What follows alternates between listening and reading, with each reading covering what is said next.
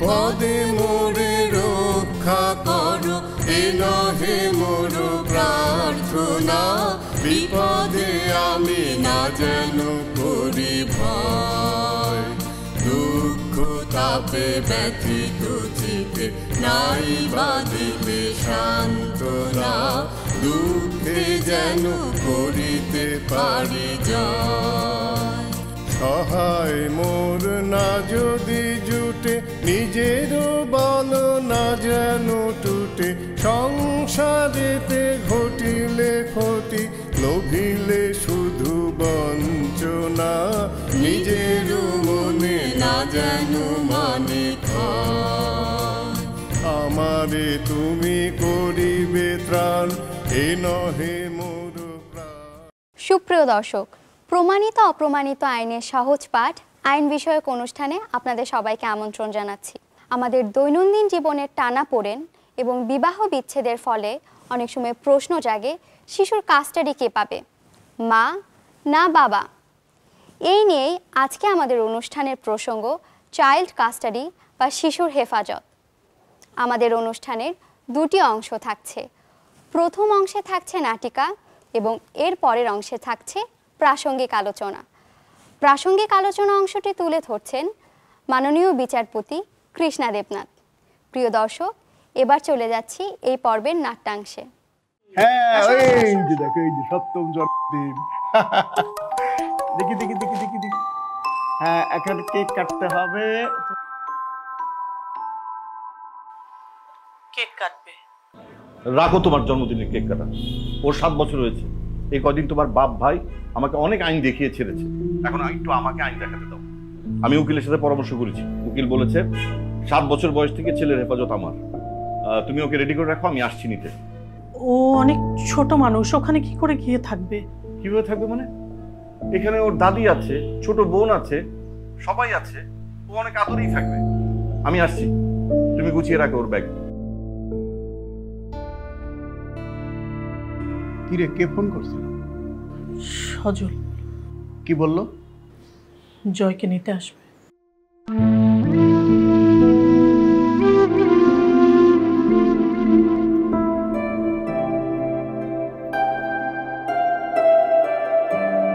Happy birthday to you, happy birthday to you, happy birthday to you, dear Joy.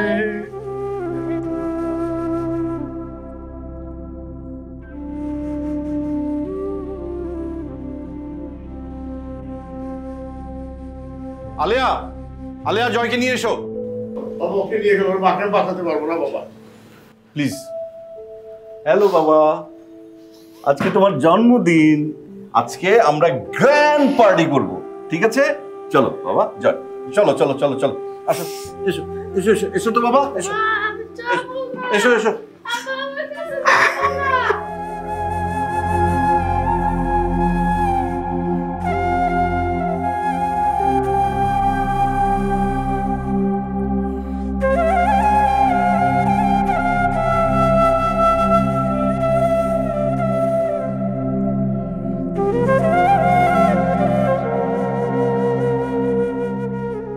তুমি তো জানো জয় আমার জীবনের সব।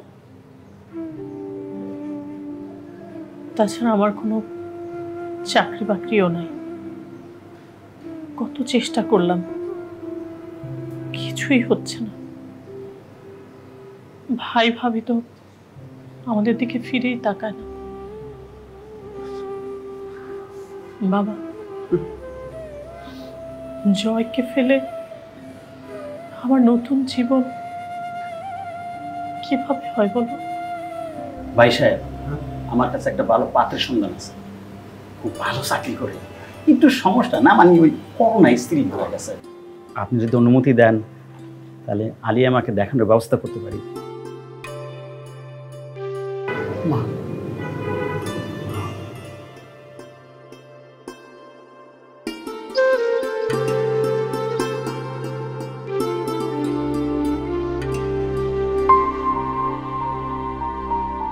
বিসমিল্লাহির রহমানির রহিম। ছেলের নাম জাহিদুল ইসলাম।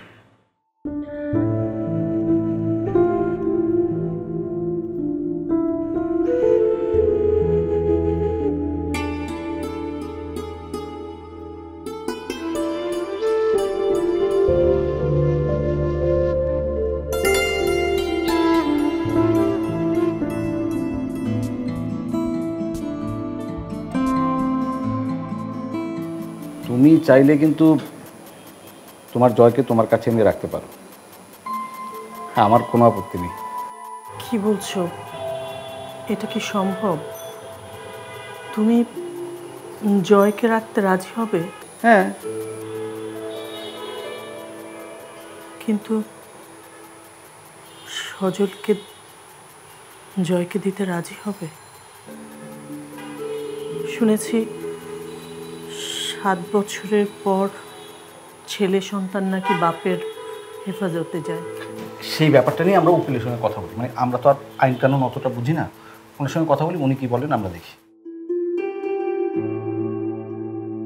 কোর্ট শুরু হচ্ছে। আলিয়া বেগম বনাম সজল তালুকদার মামলা শুনানির জন্য প্রস্তুত। শুরু করুন বিজ্ঞ আইনজীবী।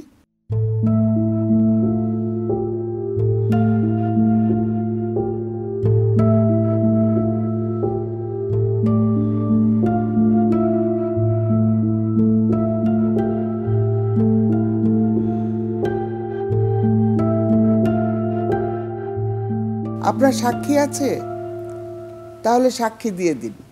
সাক্ষী আলিয়া বেগম হাজির।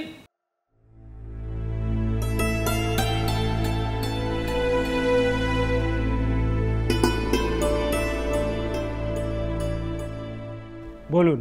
যাহা বলিব সত্য বলিব, যাহা বলিব সত্য বলিব, সত্য বই মিথ্যা বলিব না। সত্য বই মিথ্যা বলিব না।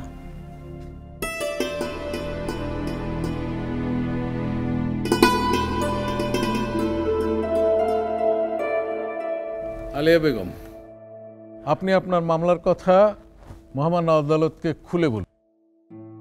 ইয়োর অনার, আমাদের বিয়ে হয়েছে 10 বছর।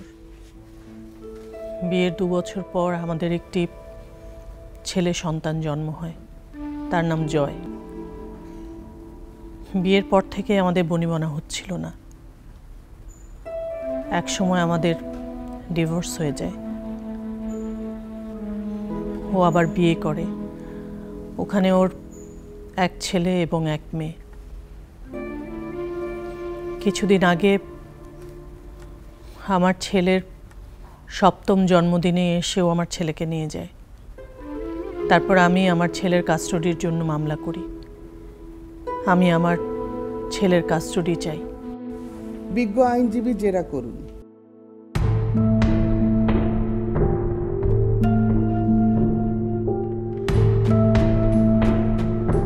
আলিয়া বেগম, নতুন সংসার তো ভালোই আছেন, তাই না? বাপের বাড়ির মতো অভাব অনটন নেই। নতুন সচ্ছল জীবনে সবটাই স্বামীর। কিন্তু কয়েকদিন পরে তো আবার নতুন মুখ আসবে এই সংসারে। জয়ের জায়গাটা কোথায়? জয় আমার সন্তান।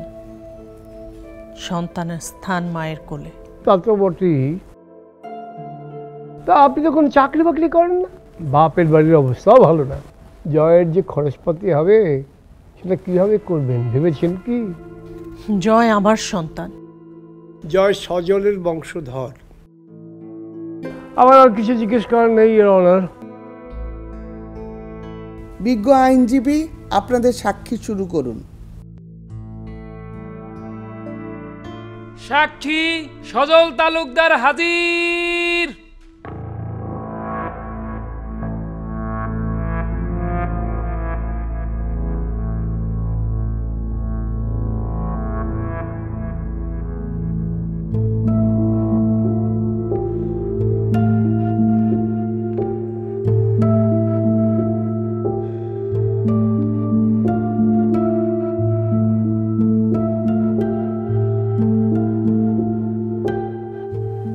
আপনার যা বলার আপনি মাননীয় আদালতকে বলুন। জি, ইওর অনার, 10 বছর আগে বাদিনীর সঙ্গে আমার বিবাহ হয়। বিবাহের পর থেকেই আমাদের বনিবনা হচ্ছিল না। জয় জন্মের পর জয়কে ঠিকমতো দেখাশোনা করতো না, এ নিয়ে আমাদের মধ্যে ঝামেলা বাড়তে থাকে। তারপর আমি এক পর্যায়ে জয়কে নিয়ে আমি আমার বাবার বাড়িতে চলে আসি। জয় আমার মায়ের আদরে মাতৃস্নেহে বড় হতে থাকে। তারপর আমি বিবাহের সিদ্ধান্ত নিই। সেটা জানার পর বাদিনী জোর করে এসে জয়কে নিয়ে যায়। আমি সালিশ করি, তারপর মুরব্বীদের কাছে সাহায্য কামনা করি, কিন্তু সবাই আমাকে বোঝায় ছোট বাচ্চা থাকুক না মায়ের কাছে। আমিও রাজি হই। এখন আমার ছেলের বয়স 7। জয় আমার বাবা মা, তার ছোট মা, ভাই বোনদের সঙ্গে যথেষ্ট ভালো আছে। বাদিনী আলিয়া কোনো প্রতিকার পেতে পারে না। বিজ্ঞ আইনজীবী জেরা করুন। তা সজল সাহেব, দুগ্ধপোষ্য জয়কে মা ছাড়া করেছেন, আপনি বিয়ে করেছেন, আপনি ছেলেমেয়ের বাবা হয়েছেন, নতুন সংসারে সুখেই আছেন। এই যে জয়কে নিয়ে টানা হেঁচড়া, এর কারণ কি?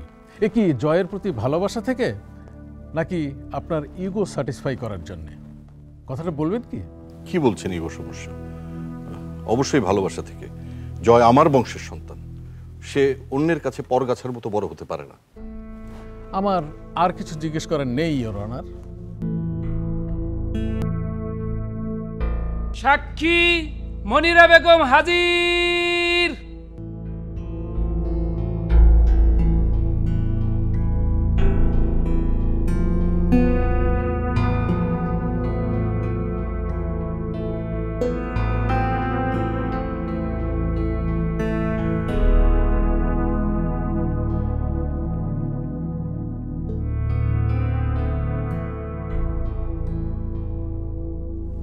আপনারা তো একই বাড়িতে থাকেন, তাই না?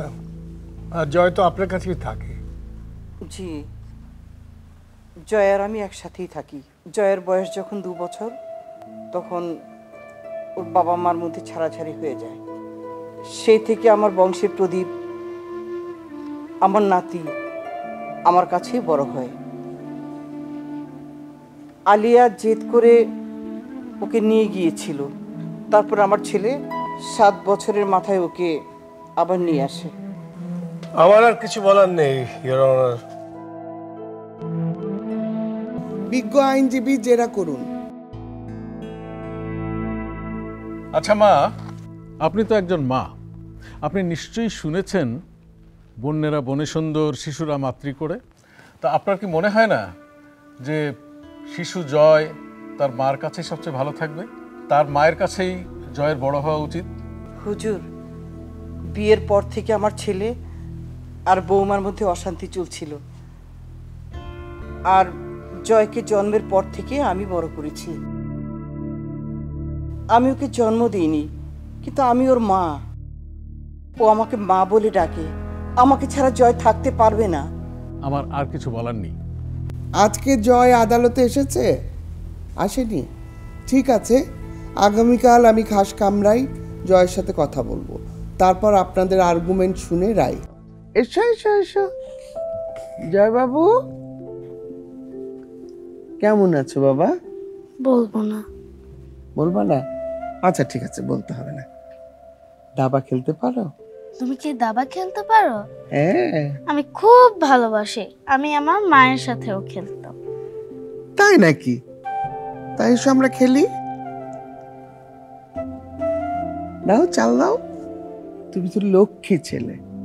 বলো তো, কার সাথে থাকতে তোমার বেশি ভালো লাগে, বাবা না মা?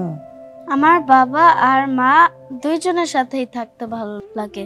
আচ্ছা, তুমি তো সব পারো। তুমি কি আমার বাবা, মা আর আমাকে একসাথে থাকতে দিতে পারবা? আলিয়া বেগম বনাম সজল তালুকদার মামলার রায় ঘোষণা। উভয় পক্ষের সাক্ষ্য, প্রমাণাদি ও সওয়াল জবাব পর্যালোচনা করলাম। আদালত শিশু জয়ের সাথেও কথা বলেছে। শিশু জয় বাবা মা দুজনের সাথে একসাথে থাকতে চায়, কিন্তু বাস্তবতা ভিন্ন। এ প্রেক্ষিতে দেখা যায় যে শিশু জয় ছোটবেলাতে, অর্থাৎ প্রায় 2 বছর বয়স থেকে তার দাদির কাছে বেশিরভাগ সময় ছিল। মাঝে কিছুদিন তার মায়ের কাছে থাকলেও এখন তার বাবার নতুন পরিবার সহ তার দাদির কাছে বড় হল। অপরদিকে আলিয়া বেগম তার জীবনের একটি নতুন অধ্যায় শুরু করেছে। অর্থনৈতিকভাবেও সে স্বাবলম্বী নয়। আইনে ছেলে সন্তান 7 বছরের পর তার হেফাজতে যাবে মর্মে উল্লেখ থাকলেও আদালত সবসময় শিশুটি কোথায় সবচাইতে ভালো থাকবে সেটিই বিবেচনা করে। সত্যি কথা বলতে শিশুটি সবচাইতে ভালো থাকতো তার বাবা মার সাথে একত্রে বসবাস করতে পারলে, কিন্তু বাস্তব অবস্থা তার বিপরীত। সার্বিক বিবেচনায় এবং শিশু জয়ের ওয়েলফেয়ার বিবেচনায় আদালত সিদ্ধান্তে আসে যে শিশুটি পিতার হেফাজতেই থাকবে। তবে মা আলেয়া সপ্তাহে 2 দিন শিশু জয়কে দেখতে পাবে পক্ষদের সুবিধামতো স্থানে এবং সারাদিন তার সাথে সময় কাটাতে পারবে। দিন শেষে ফিরে যাবে পিতার জিম্মায়। এ মর্মে এ মামলাটি দোতরফা সূত্রে নামঞ্জুর হয়।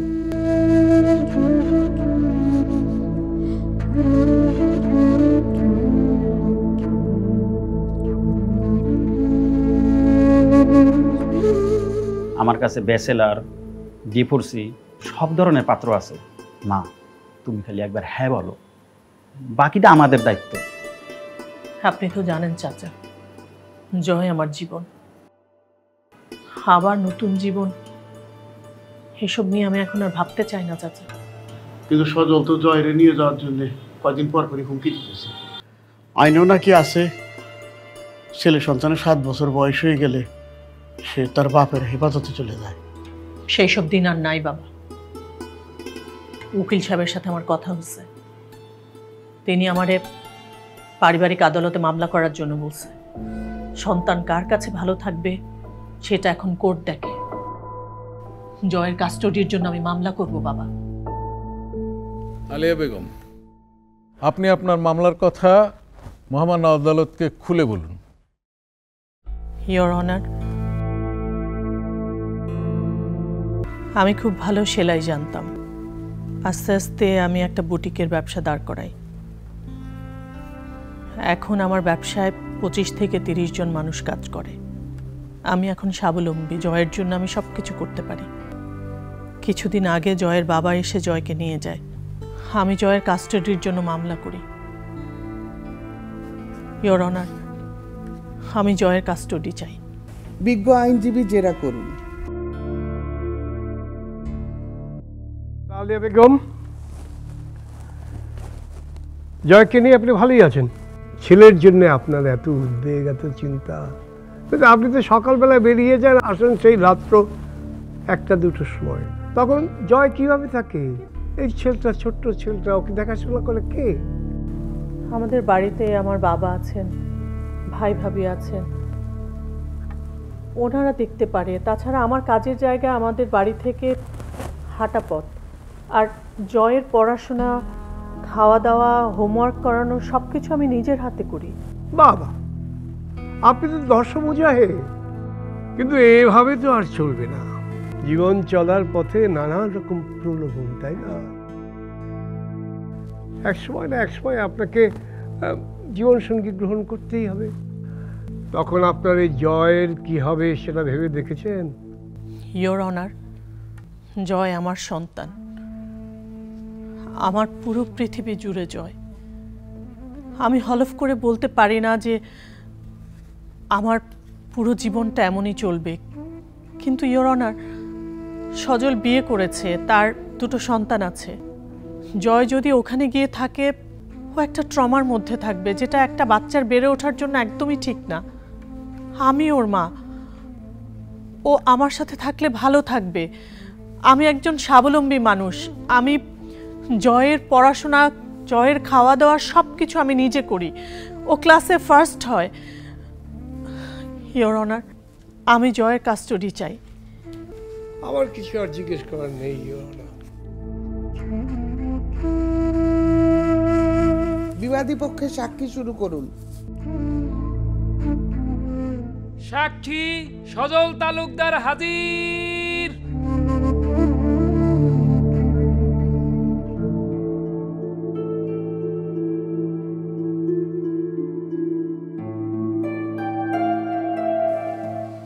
আপনি আপনার বক্তব্য মাননীয় আদালতকে বলুন।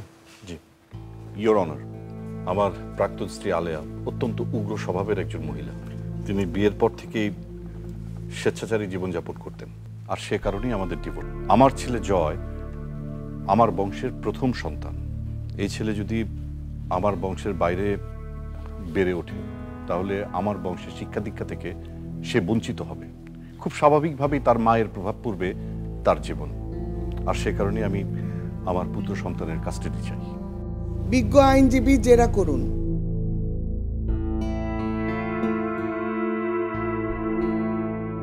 তা সজল সাহেব, আপনার প্রাক্তন স্ত্রী উগ্র স্বভাবের স্বেচ্ছাচারী। তা এখন তো আপনি আপনার বর্তমান স্ত্রী এবং ছেলে মেয়ে নিয়ে আপনার একটি সুখের সংসার, তাই তো? সে আর বলতে, অবশ্যই, নিঃসন্দেহে। তা এই সুখের সংসারে আপনি জয়কে কেন নিতে চাইছেন? সেখানে গোলাপের মধ্যে সে কাঁটার মতো বিঁধবে না? এসব কি বলছেন আপনি? সে আমার বংশের প্রথম সন্তান। শুনুন সজল সাহেব, আসলে একটি ইগো থেকে আপনি এই মামলায় কন্টেস্ট করছেন। মূলত জয় তার মায়ের কাছেই ভালো থাকবে। জয়ের মায়ের প্রতি আপনার যে জিদ আছে, সেই জিদের বশবর্তী হয়েই আপনি জয়কে তার মায়ের কোল ছাড়া করতে চাইছেন এবং জয়ের মার প্রতি মিথ্যা অপবাদ দিয়েছেন। দ্যাটস অল ইয়োর অনার, আমার আর কিছু বলার নেই।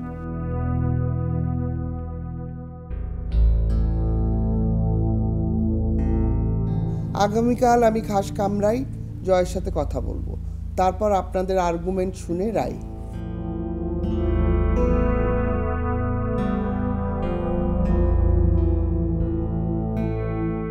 ইয়োর অনার, আমার ক্লায়েন্টের একটু কথা আছে। উনি বলতে চাচ্ছেন জয় যেহেতু মায়ের কাছে আছে, তাকে তার মা মানে আলিয়া বেগম ও শিখিয়ে পড়িয়ে নিয়ে আসবে, যা আমার ক্লায়েন্টের বিরুদ্ধে যেতে পারে। বিজ্ঞ আইনজীবী, আদালতের উপর একটু ভরসা রাখুন। কোনটা শেখানো বলি কোনটা শেখানো বলি নয় সেটা বোঝার মতো যোগ্যতা নিশ্চয়ই আদালতের আছে। I beg your pardon your honour.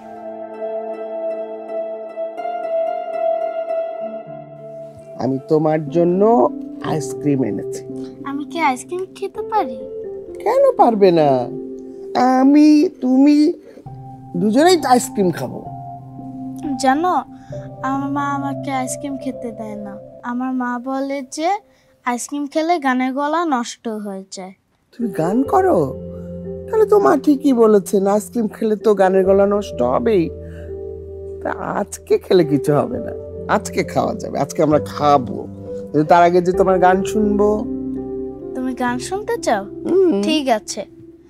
মেঘের কোলে রোদ এসেছে, বাদল গেছে টুটি, আহা হা হা হা। মেঘের কোলে রোদ এসেছে, বাদল গেছে টুটি, আহা হা হা হা। বাহ, চমৎকার। আচ্ছা, তোমাকে মাঝে মাঝে বাবার বাড়িতে যেতে হয়, তাই না? বাবা তোমাকে ভালোবাসেন?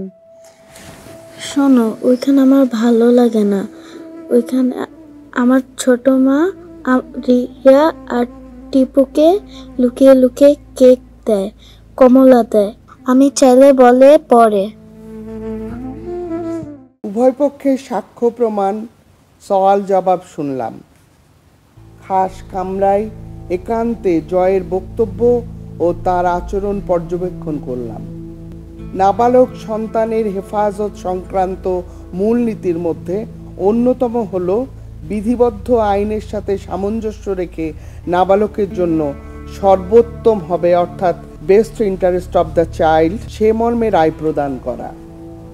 যদিও মুসলিম আইনে পুত্র সন্তানের ক্ষেত্রে মায়ের নিকট 7 বছর বয়স পর্যন্ত নাবালক থাকতে পারে, কিন্তু অবস্থা ভেদে এর ব্যতিক্রমও হতে পারে। নাবালকের সর্বাঙ্গীন মঙ্গল বিবেচনা করতে গেলে নাবালকের ইচ্ছা, অনিচ্ছা, পারিপার্শ্বিকতা, অবস্থা, যোগ্যতা, সামর্থ্য কাস্টাডি পাওয়ার ক্ষেত্রে গুরুত্বপূর্ণ ভূমিকা পালন করে।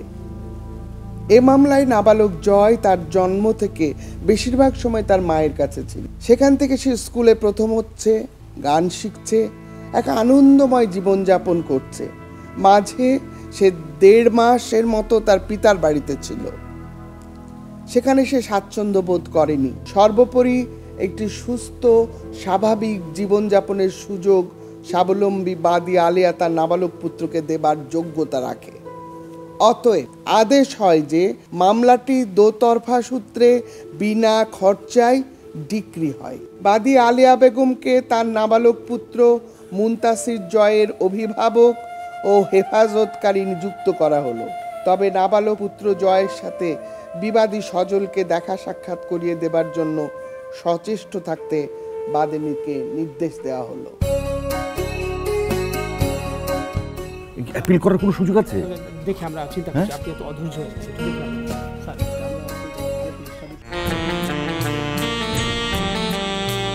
সুপ্রিয় দর্শক শ্রোতা, আইন বিষয়ক অনুষ্ঠান প্রমাণিত অপ্রমাণিত আইনের সহজ পাঠ, এই অনুষ্ঠানে আপনাদেরকে স্বাগতম জানাচ্ছি।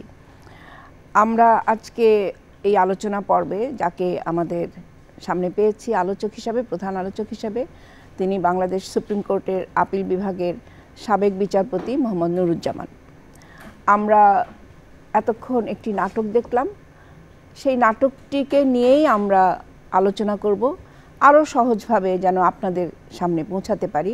নাটকের বিষয়বস্তু নিয়ে আলোচিত একটি বিষয়বস্তু কাস্টাডি, যেটা বলা হয় যে মুসলিম আইন অনুযায়ী এটাকে হিজানাত বলা হয়, কাস্টাডি বা সন্তানের অভিভাবকত্ব। আপনি এতক্ষণ নাটকটি দেখলেন, এখানে আমরা দেখেছি একটি 7 বছরের ছেলে একটি সময় তার বাবার কাস্টাডিতে চলে যায় এবং আরেকটি সময়ে সেই একই বাচ্চা একই ঘটনায় তার মায়ের কাস্টাডিতে যায়। এই যে প্রমাণিত অপ্রমাণিত দোলাচল, যেখানে এই জায়গাটা নিয়ে কিন্তু আমাদের আলোচনা। যে আপনি এখন বলুন আপনার কি বলার আছে এ বিষয়ে। জি, আপনাকে অসংখ্য ধন্যবাদ। মানুষ সাধারণত আইনের ভাষা বুঝতে পারে না।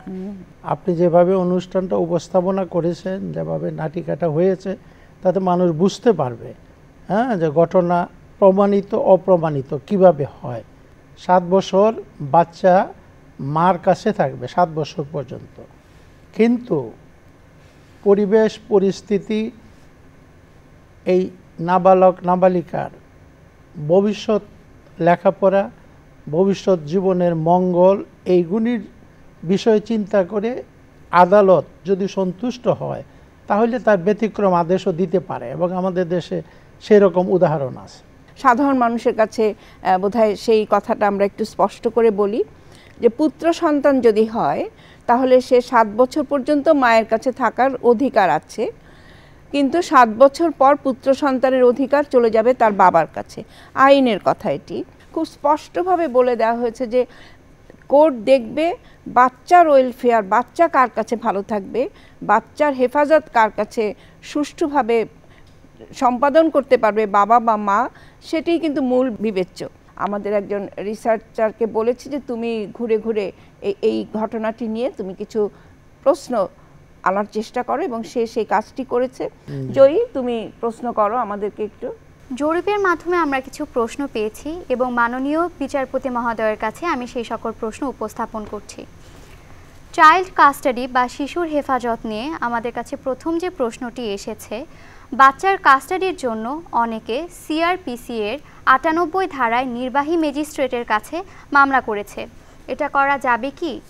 98 সিআরপিসিতে বাচ্চার নাবালক নাবালিকার কাস্টাডির মামলা হবে না। 98 সিআরপিসিতে চোরাই মাল উদ্ধার, ফোর্স ডকুমেন্ট উদ্ধার অথবা সন্দেহভাজন জিনিস উদ্ধারের মামলা হবে। কাস্টাডির মামলাটা হবে ফ্যামিলি অর্ডিন্যান্স 1985, বর্তমানে পারিবারিক আইন 2023-এর 5 ধারায়। অনেকেই মনে করে যে বাচ্চা বাবার কাছে আছে, অবৈধভাবে রেখে দিয়েছে, অথবা মার কাছে আছে, অবৈধভাবে রেখে দিয়েছে, সেই জন্য 98 সিআরপিসি প্রয়োগ করতে চায়। অ্যাকচুয়ালি বাচ্চা বাবার কাছে থাকবে বা মার কাছে থাকবে, এইটা প্রমাণিত হবে কোর্টে, কোর্টের আদেশের পর। তার আগে কারো কাছেই অবৈধ বলা যাবে না, সেই জন্য 98 প্রয়োগ করা যাবে না। এটা বোধহয় আরেকটু সহজ করে আমরা যদি দর্শকের কাছে যাই, যে 98টা অবৈধ জিনিসের জন্য করা যাবে। বাচ্চার বাবার কাছে থাকা বা বাচ্চার মায়ের কাছে থাকা কখনো অবৈধ না। অবৈধ না, সেজন্য 98টা যার কাছেই থাক এটা বৈধ, বৈধ যতক্ষণ পর্যন্ত কোর্ট না আদেশ দিচ্ছে যে তোমার কাছে থাকবে বা তোমার কাছে থাকবে। তো কাজেই হুট করে আমরা বলি যে হ্যাঁ ঠিক আছে করে দাও, এটা খুবই প্রয়োগ হয়। এটা প্রয়োগ কখন হবে? বাচ্চার কাস্টডি বা হিজানার মাকে দিয়ে দিয়েছে, কিন্তু বাচ্চাটা বাবার কাছে আছে, তখন হবে। আনতে পারতেছে না মা, তখন অবৈধ হবে। আদালত তাকে প্রডিউস করার জন্য আদালতে বলবে, যদি সে না আসে তখন ওই প্রসিডিউরে যাইতে পারে যে তাকে উদ্ধার করতে। সেটাই, মানে 98 প্রয়োগ হবে অবৈধ জিনিস উদ্ধারের জন্য। কাজেই বাবা মার কাছে থাকা যতক্ষণ পর্যন্ত কাস্টডির অর্ডারটা না হচ্ছে ততক্ষণ পর্যন্ত দুজনের কাছেই বৈধ। জি। এরপর আমরা দ্বিতীয় প্রশ্নে চলে যাই। বাবা মা ছাড়া আর কি কেউ কাস্টাডি পেতে পারে? জি, পারিবারিক আইন আদালত 2023-এর 5 ধারা, হ্যাঁ, এখানে আপনি মা যদি অপারগ হয় নানি পেতে পারেন, নানা পেতে পারেন, আবার বাবা যদি অপারগ হয় দাদা পেতে পারেন, দাদি পেতে পারেন, ফুফু পেতে পারেন, মার দিক থেকে খালা পেতে পারেন। মানে এটা কোর্ট যাকে মনে করবে বাচ্চাটার ওয়েলফেয়ার আছে তার কাছেই যেতে পারবে, তাই হ্যাঁ, তো? এখন মনে করেন মা বাবা বিদেশে থাকে, দুইজনের মধ্যে বাচ্চার কাস্টডি নেওয়া সমস্যা, দেশে এসে বাচ্চাকে দুইজনই চায়, সেই ক্ষেত্রে আদালত দুই পক্ষকে শুনে সন্তুষ্ট হয়ে বলতে পারে যে নানির কাছে থাকবে, আপনারা যখন আসবেন তখন আপনাদের কাছে। সেটাই। কাস্টাডি দেবার ক্ষেত্রে আদালত সাধারণত কোন কোন বিষয়গুলো বিবেচনা করে?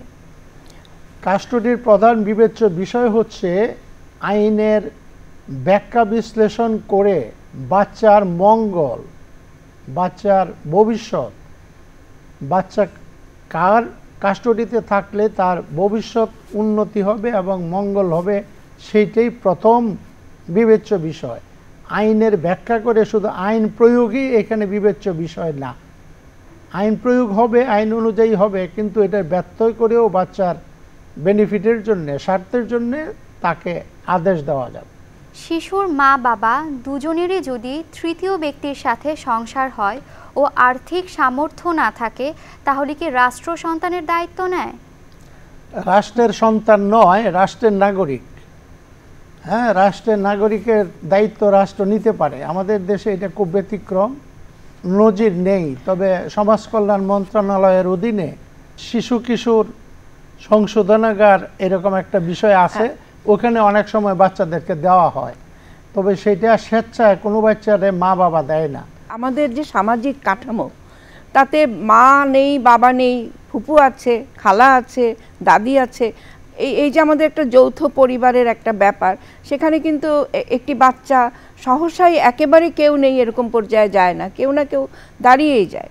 তো সেরকম যদি হয় যে একেবারেই কেউ নেই, একেবারে কোনো দিকেই কেউ এসে দাবি করছে না বা কাস্টডি চাচ্ছে না, তখন যেটা আপনি বললেন যে সমাজ কল্যাণ ডিফেক্টিভ গার্ডিয়ান নিয়োগ দিতে পারে, আইনের বিধান আছে। আইনের বিধান অনুযায়ী যে কেউ যদি চায় আদালত বিবেচনা করে দেখবেন যে তার কাছে যদি রাখা হয় বাচ্চার মঙ্গল হবে কিনা। একজন পরামর্শটি প্রশ্ন করেছেন, আমার স্বামীর সাথে আমার ডিভোর্স হয়ে যায় 3 বছর আগে। ডিভোর্সের পর 8 বছর বয়সী মেয়েকে নিয়ে আমি চলে আসি।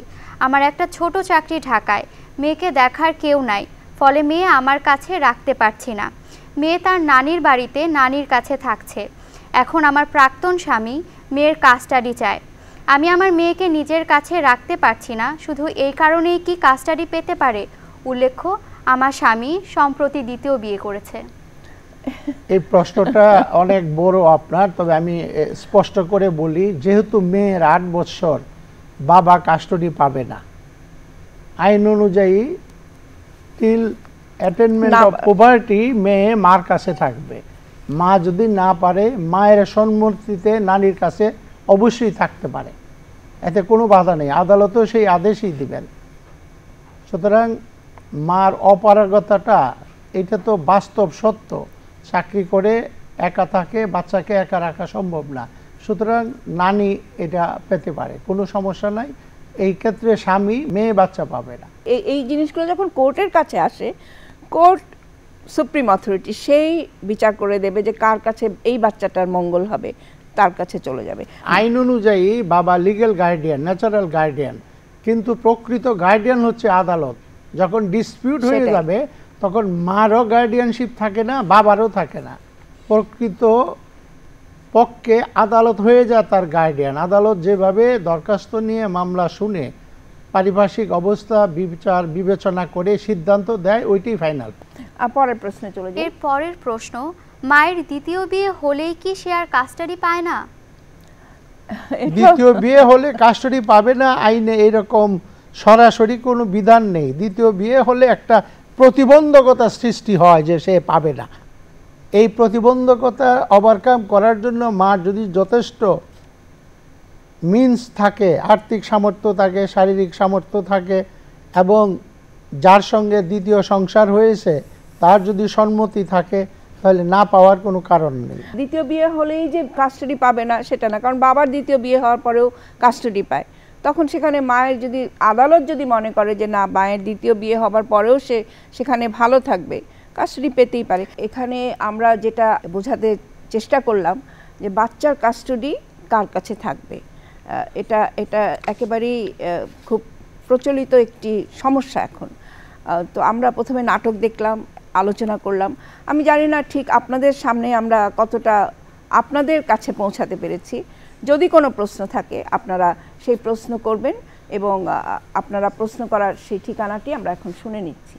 সুপ্রিয় দর্শক, আইন বিষয়ক সকল ধরনের প্রশ্ন করতে আপনারা আমাদের ফেসবুক পেজে ভিজিট করতে পারেন।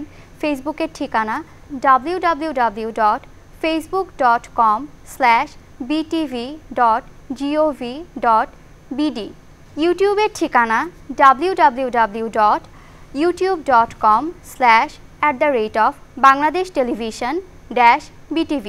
আমরা আলোচনার একেবারেই শেষ পর্যায়ে। আপনি আপনার এত মূল্যবান সময় নষ্ট করে আমাদের কাছে এসেছেন এবং আমাদের সাথে সহযোগিতা করেছেন, এই জন্য আপনাকে অনেক ধন্যবাদ। আপনাকে অসংখ্য ধন্যবাদ। এই অনুষ্ঠানের মধ্যে দিয়ে আপনাদেরকে এই যে বাচ্চার হেফাজত, কাস্টাডি বলেন বা হিজানাত বলেন, এ সম্পর্কে কিছুটা ধারণাও যদি দিতে পারি, কিছুটা আশ্বস্ত যদি করতে পারি, তাহলে আমাদের আজকের এই আলোচনা সফল হয়েছে বলে আমরা মনে করব। আমরা আপনাদের সাথে আছি। এরপর আমরা যে কোনো বিষয় নিয়ে, আইনের ছোটোখাটো বিষয় নিয়ে আমরা আপনাদের সামনে আসব। আপনারা আমাদের সাথে থাকবেন। ধন্যবাদ। বিপদে মোরে রক্ষা করো, এ নহে মোর প্রার্থনা। বিপদে আমি না যেন করি ভয়, দুঃখ তাপে ব্যথিত চিতে নাই বাঁধিলে সান্ত্বনা। দুঃখে যেন করিতে পারি জয়। সহায় মোর না যদি জুটে, নিজেরও বল না যেন টুটে। সংসারেতে ঘটিলে ক্ষতি, লোভিলে শুধু বঞ্চনা। নিজেরও মনে না যেন মানে